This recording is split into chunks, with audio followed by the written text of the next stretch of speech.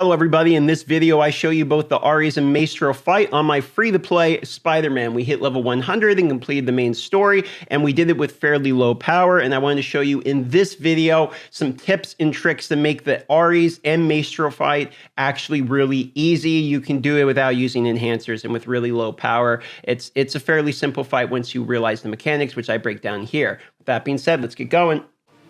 I am free to play Spider-Man, Iron Man by the way. And I'm going to show you my free-to-play Spooderman. I'll show you my strength before I die real quick. 292k power. You saw me. I have 1 golden item and 3 purple items. Here we go. I'm going to hit him with my Spooder lasers. My plan, now it may look like a very simple plan, but my plan is to dodge his abilities, do my very best to not get hit by the giant rectangles, and use my invulnerability frames when I fail to do any of the things I mentioned already. Now, it might seem like I've had experience with this boss a few times, and I have, but it doesn't really matter how many times somebody's done it. You just have to recognize this pattern of attack, which is, honest to God, pretty simple. And I'm going to explain it to you now. So, he's going to do some charges, which are basically the big, like those, these big rectangles, okay? He's going to do this, I think it's 3 times as the base amount, okay? When you get his health lower, and I think it's either, you're going to have to forgive me for this part if I don't quite remember, but it's either 3 or 4 bars, where he's like X3, X4, around there. He's going to start increasing how many dashes. It goes like from 3 to 4, and then from 4 to 5. And he's going to add in another move. Okay, but we'll talk about that later. So another move he's going to do is, you're going to know this, he's going to do this giant AoE, where there's like a bunch of rectangles. He always does that giant AoE that you have to dodge, because it's more or less a one hit, after he does his circle thing. You see how he threw an axe? He's going to do this circle where he runs around, basically Whirlwind Barbarian, okay, for lack of a better way to explain it. And he's going to try to hit people in a circle. And when he ends that, and he's going to throw axes when he does his AoE too, by the way, random axes. Here, you see that noise where it goes shing? After that noise, he's going to do an AoE, and like that, and then he'll throw it. So it's always the same pattern. He's going to announce, basically, before you have to really be scared. Like with the big shing. So have your audio on, turn the audio up, like I have mine. And other than that, he literally telegraphs his moves. None of the moves will one-hit you that aren't the big rectangles or anything, okay? Like, you can get hit by his normal things. You can even eat one of these charges. For the most part, you're going to be okay. Now, here's the thing. The axes decrease the defense. So the problem is, if you get your defense decreased and then you eat a few of his things, you're going to die. So there's the sound effect again, the shing, so he's going to do the AoE. Okay, I'm going to start killing him now because I actually want to beat the game. I'm level 99 as of doing this, and I don't really have many specialties or anything. You can see I don't have any active traits. I've got a little bit of, the passives, and 290k power like you saw. And see, I ate the decreased defense, so I'm definitely going to want to not get hit here. But it's this part's a pretty simple fight. I don't really know how else to explain this part because it is really simple. I mean, here's the jumps, okay? Now, the jumps are the exact same things as the rectangles. You can literally just non-stop run, and you can't get hit by them. But once again, those jumps will change depending upon the amount of his health remaining. As he gets lower health, it's going to go from like 3 to 4 to 5. The jumps will. So don't let it throw you off if you're used to 3 and you start attacking after the third one, because he's sometimes going to do 4 and 5, right? Here we go. Knock his HP lower. I'm going to use my ult here because he's just throwing axes, and I'm fine with that. Got my guard broken, so I'm going to run. The rectangles you can just run from. If you run in like a very slow circle, he can't hit you with them. There you go. And then you can always hit him after the rectangles. He's going to do the jumps. You can literally just walk back and forth, by the way. And he'll jump in place. 2. It's over. And you can hit him after the jumps. So you can always hit him after his jumps. You can always hit him after his charges. And when he does that noise, you just run away. You just run away. And you rinse or repeat, and that's it. That's really it, man. Pretty simple. I'm going to finish this fight now, move on to Maestro. Okay, now Maestro. Here's the deal with Maestro. He's terrifying if you don't understand what his moves are. The first time you go against him, just run in a giant circle, okay? Just to stop the panic. Run in a giant circle. You see what he's doing?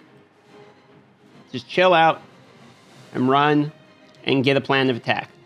Okay? So here's the thing with Maestro. Maestro himself will always chase you, basically. So you can use this to your advantage, because what you can do is effectively force Maestro to do his abilities half outside of the map. So like his biggest ability that's really hard to deal with is his giant AoE. And if you stand near the outside of the circle and you run from that guy, his abilities are half outside the map, where it's not even going to hit you anyway. Now, you might say, okay, well, what if I just dodge the moves? Why do I have to be half outside the map? You're going to want to get used to working near the edge of the map, because after this, you're going to have to fight this guy again, literally the same boss, but this time, when he does this giant move like that, and if it's not half outside the map, you will die 100% of the time unless you dodge it perfectly. Reason being, the size of the circle you have to fight him in is the same size as that AoE.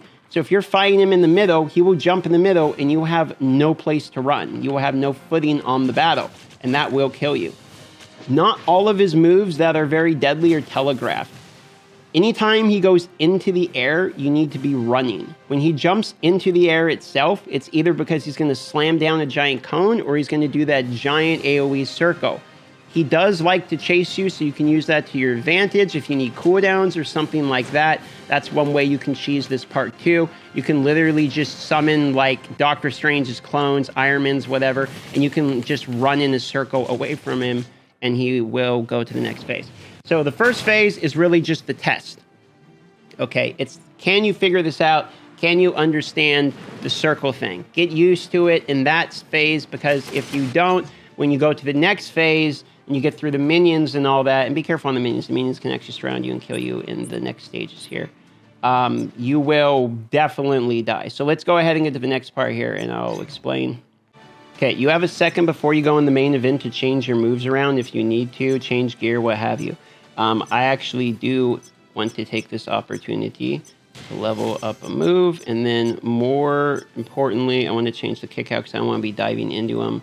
I'd rather just have the robots out here, and I would rather for this one, you know, I wonder if the provoke is going to work. There's no way that works. So, I mean, there's no way the boss falls for that. So maybe he does, but either way, I want the decrease attack. So what I'm going to do is I'm going to lower his attack with my robots. And that will hopefully help me survive a little bit. Okay, here we go. Hulk and Maestro, a.k.a. the most useless Hulk of all time. This is the Hulk that didn't want to get angry. All right. Obviously, use your enhancers if you want to, I suppose. You don't have to, but I mean, I'm going to because I just don't want to have to die and redo this. So I would like to get him through quickly. So yeah, anyway, long story short, he's going to do basically the same move set. He does have a tornado move that he doesn't have from the first one. Try to stay near the outside of the maps. You can trade with him with melee after the majority of his moves like this. Now he does that giant circle, and basically you see it's all over the entire map. So I had to dodge it because I did not position myself properly. You see that? So you're going to get stuck in that exact same position. I would literally be dead, GG, have to do all this over again, ARES the whole thing, if I didn't have a dodge available. So just like that, we have learned a lesson. If you have invulnerability frames like my first move here, you can also save that as a way to get around it too, but keep in mind he's jumping, so if it's a melee one, use this here. Get the taser guy out. He will attack Hulk from time to time. You can kind of use that to your advantage.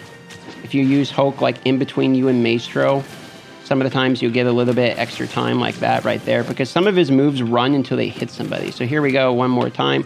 I'm going to try swing, and And there we go. I think I actually dodged the damage. I think I got lucky there. I think I messed up my swing. Oops, gonna have to dodge that one there. He's almost guard broken. That should do it.